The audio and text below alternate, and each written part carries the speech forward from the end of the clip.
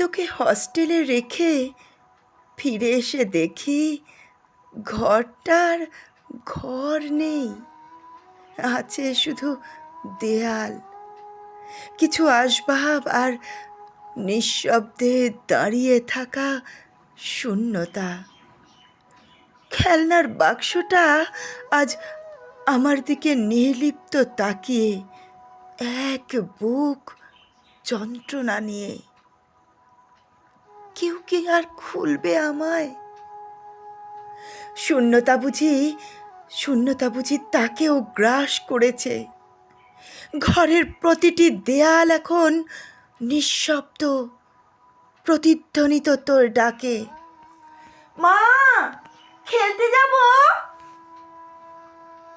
সেই চেনা ডাক আর আসে না। বুকে হাহাকার ওঠে সে ডাক শোনার। ঘড়ির কাঁটা ঘোরে, কিন্তু সময় আজ থমকে,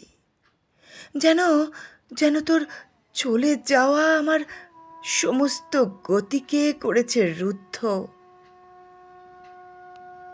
মা, দুধ দাও। চমকে উঠি সহসা, স্বপ্ন ভেঙে খুঁজি, কোথায় কোথায় তুই? চুপচাপ দেয়াল, চুপচাপ জানালা। কি খাস তুই?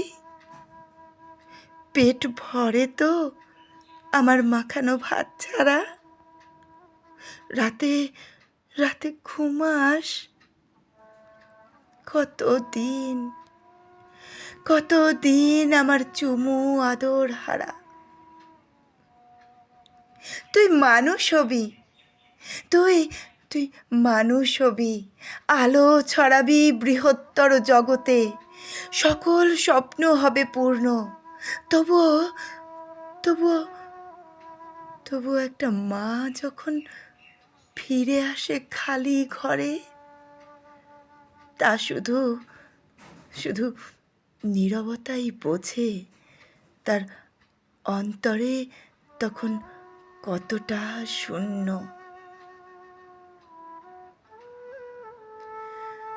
নমস্কার, পাঠ করলাম রাইপ্রিয়ার লেখা কবিতা মাতৃত্বের শূন্যতা। কণ্ঠে আমি পম্পা কুণ্ডু।